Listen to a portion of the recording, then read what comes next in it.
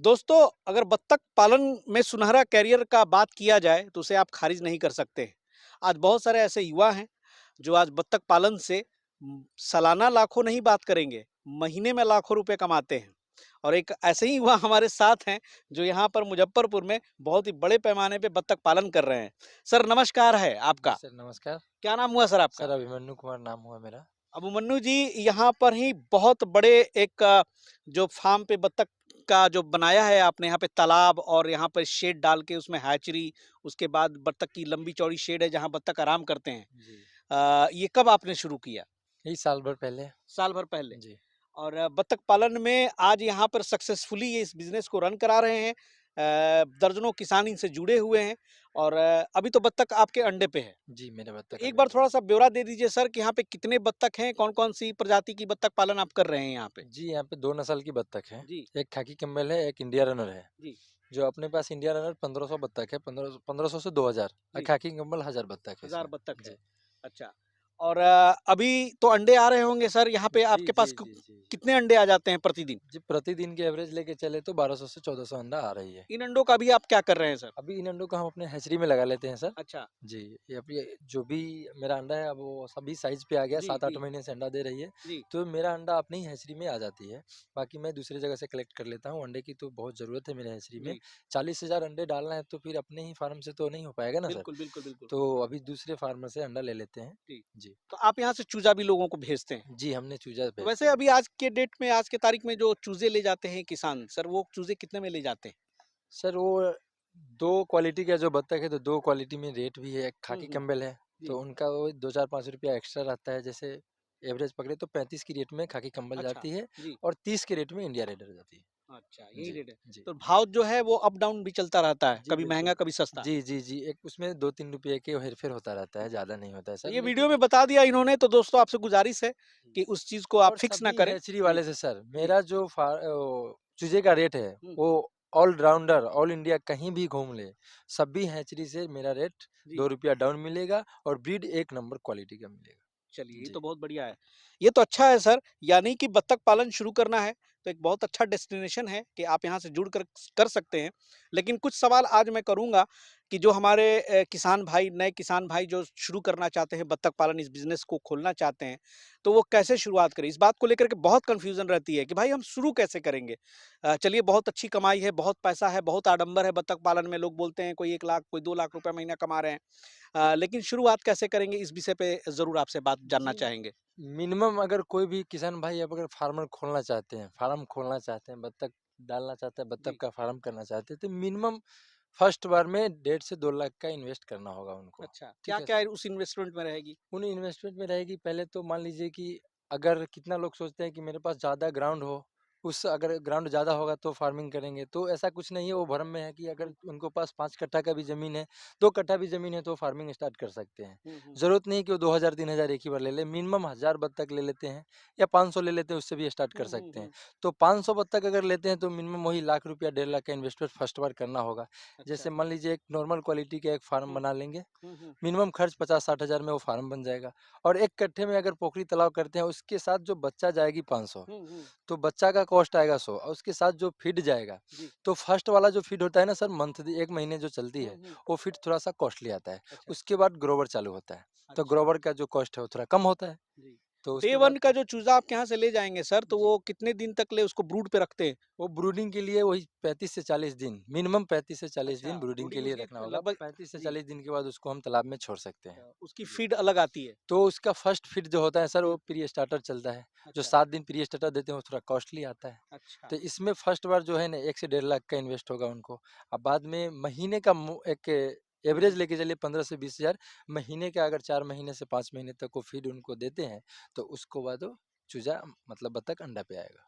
अच्छा। तो 5वें महीना से जब बत्तख अंडा देना स्टार्ट करेगा, उस समय से उनका कमाई स्टार्ट हो जाएगा। अच्छा सर, एक सवाल आपसे पूछना था कि वो पहली बार जो चूज़े बड़े होते हैं और पानी में उतरते हैं, जी। वो घटना कब होती है? वही 35 से 40 दिन। अच्छा, 40 दिन के बाद वो जी। डायरेक्ट पानी में आ जी, जाएँगे? जी, जी। 40 अरे दिन में वाह! वो पानी में आएगा। अच्छा, और पानी के में आने के बाद उनका खुराक भी तो बढ़ जाता होगा? नहीं, थोड़ा-सा धीरे-धीरे बोले ना सर कि हुँ, फर्स्ट मंथ, दूसरा मंथ, जी, तीसरा मंथ से 4-5 महीने तक जी। वो खुराक में रहता है। तो यानी कि 5 महीने तक तो कुछ आना-जाना नहीं है? जी, नहीं, 5 महीना तक आपको 5 वेट महीने तक करना लगना होगा। ही है? जी, 5 महीने तक आपको वेट करना होगा, 5वें तो महीने आपके के हिसाब से बाद सर 500 बत्तख पालन करने वालों का मेन हिसाब-किताब जो है कि इतना जो लगना है 500 बत्तख का, कुछ पैसा आने से पहले वो कितना लग चुका होगा? 5 महीने के अंदर में अगर 500 बत्तख रखते हैं कोई भी किसान भाई, तो 2 ढाई लाख रुपया खर्च आ 2 ढाई जाए। लाख रुपए। जी, यानी कि इतना ज़रूर आप कर हो तभी शुरू करें। जी, मिनिमम उनको 2 ढाई लाख और रुपया अगर है। इससे कम है तो सर 200 बत्तख से भी तो जी, 200 शुरुआत से कर भी कर सकते हैं। सकते हैं, मतलब जितना अपने पास मतलब जी, एक क्षमता है कि इतना हम इसमें इन्वेस्ट कर सकते हैं, जी, 2 लाख कर सकते हैं, 3 लाख कर सकते हैं, उस हिसाब से अपना बिज़नेस कर सकते जी। हैं। ऐसे सर अगर 1000 बत्तख का ही हम हिसाब-किताब ले लें और जी, 5 महीने वाला हिसाब-किताब हम छोड़ दें, जी, लेकिन 1000 बत्तख पे मान के चलें कि हम 5 महीने बीत गए, हमारा जो खर्चा हुआ सो हुआ। जी। 1000 बत्तख पर क्या आमदनी होती है उसके बाद? 1000 बत्तख पे मिनिमम होगा तो 90 से 1 लाख रुपया का पर मंथ आएगा, गारंटी के साथ सर। वो जी। अंडों से कमाई जी, होती है। अंडों से ही कमाई होगी, वो तो पक्का ही पक्का उसे अंडा देना ही है। तो अंडे भी तो एक बार में नहीं आएँगे सर, धीरे-धीरे वो स्पीड सर पकड़ेंगे। जब 5वें महीना से अंडा देना होगा हुँ। तो 5वें महीना के बाद 6ठे महीना में पूरे बत्तख अंडा पे आ जाएगी। अच्छा कितने साल तक अंडा मिलेगा? वो 3 साल लगातार अंडा देगा सर। 3 साल तक। जी, अंडा ज़रा बता दें कि खाकी कैम्पबेल और जो इंडियन रनर है, अंडों का क्या हिसाब-किताब है? वो दोनों का अंडा का सेम ही रेट है, नहीं, बट लेकिन ज़्यादा?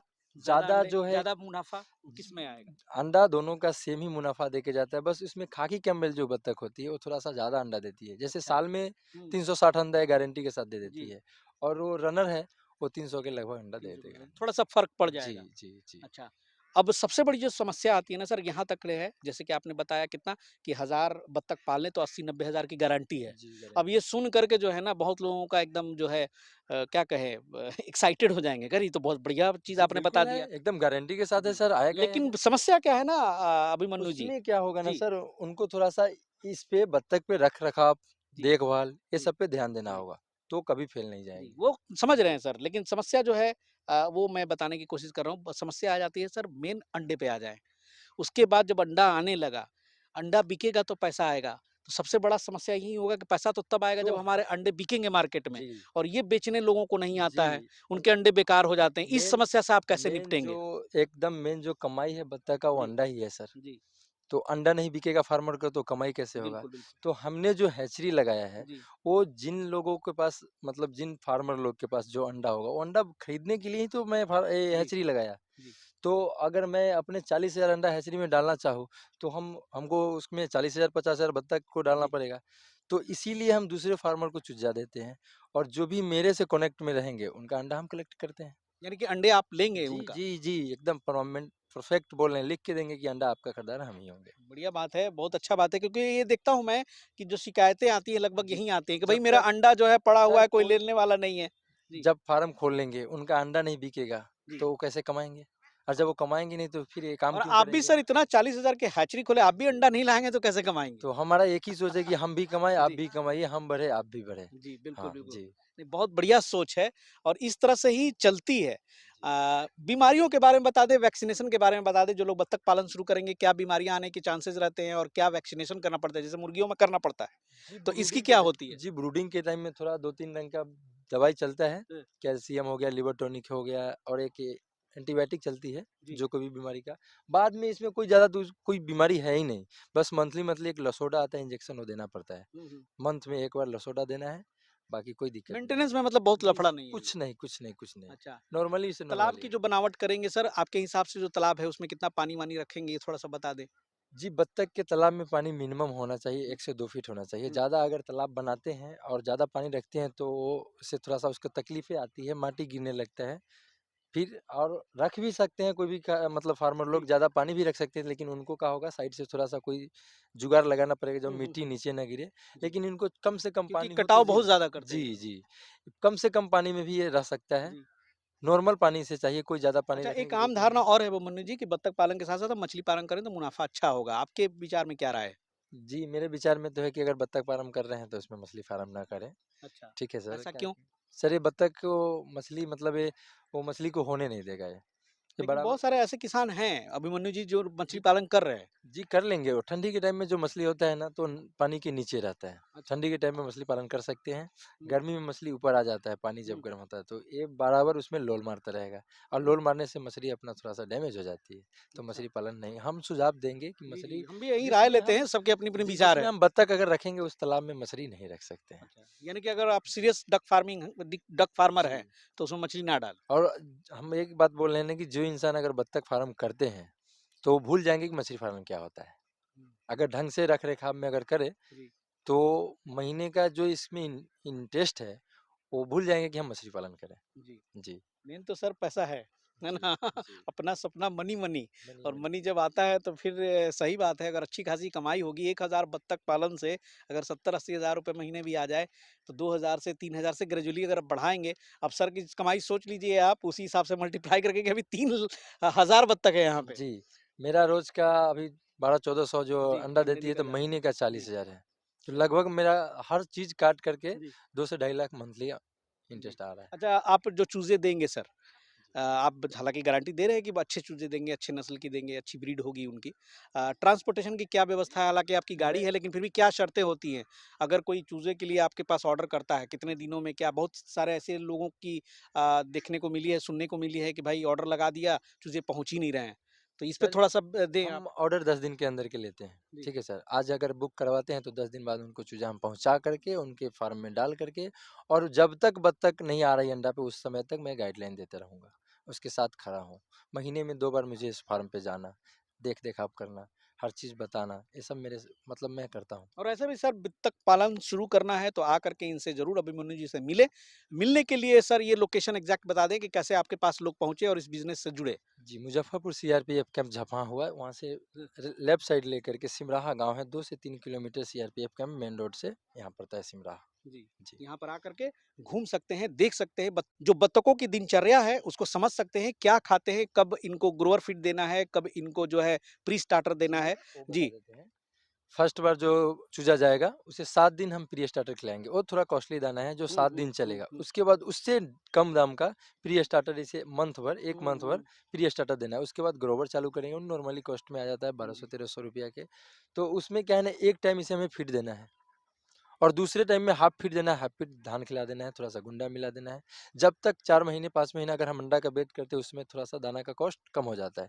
और जब अंडे पे आता है, तो इसको फीड देना होता है। और जब अंडे पे आता है, तो ये एग्ज़ैक्ट खाना खाती है, 60 ग्राम सुबह, 60 ग्राम शाम।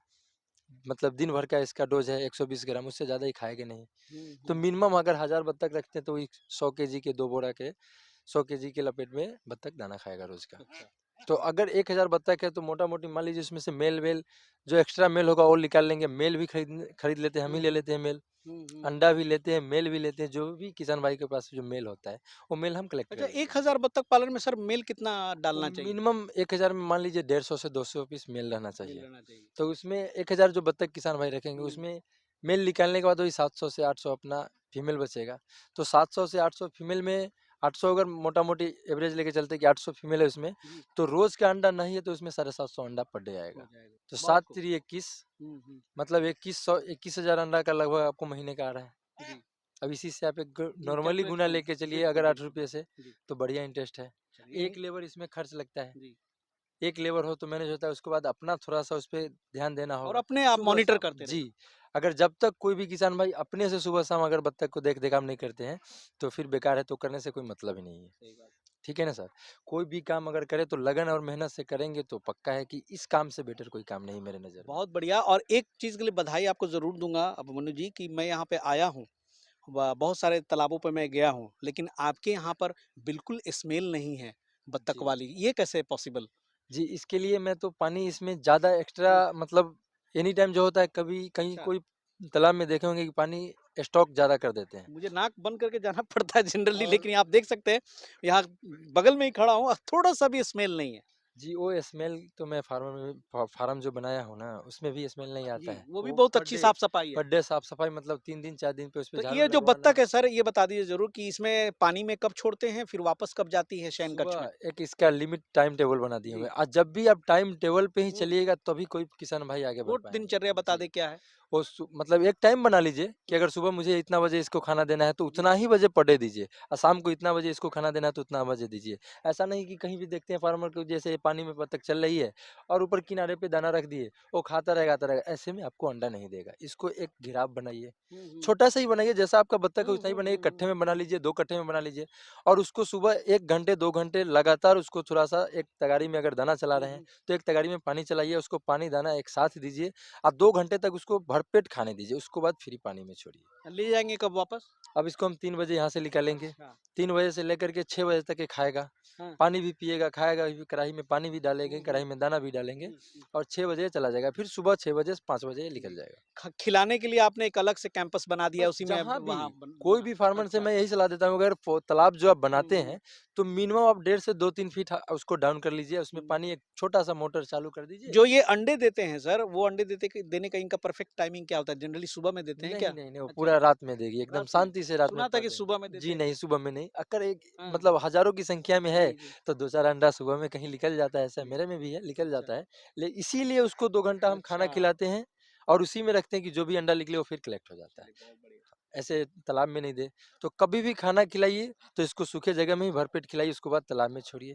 तालाब में तो छोड़ना ही है, बहुत पानी अच्छा। के बिना तो ये जिएगा नहीं। सर बहुत अच्छी जानकारी दी आपने चिलचिलाती धूप में अब आपको भी परेशानी हो रही है बहुत-बहुत शुक्रिया कि इस तरह की जानकारी दी और बहुत सारे ऐसे सवाल हैं भाई कि वीडियो में क्या आप आइए घूमिए इनसे जानकारी लीजिए नॉलेज है 1 साल 1.5 साल पुराने हो गए हैं बहुत सारी चीज़ जो है अब इनको भी अनुभव हो गया है और बत्तख पालन से जुड़ना है सीरियस कारोबार करना है तो मैं तो चाहूँगा कि एक बार आके बात कर ले, घूम ले, फिर ले और समझ ले और जुड़िए कहीं कोई दिक्कत नहीं इनकी अपनी हैचरी भी है, चूज़े भी यहाँ पे उपलब्ध हो जाते हैं और बहुत अच्छा फार्मिंग कर रहे हैं।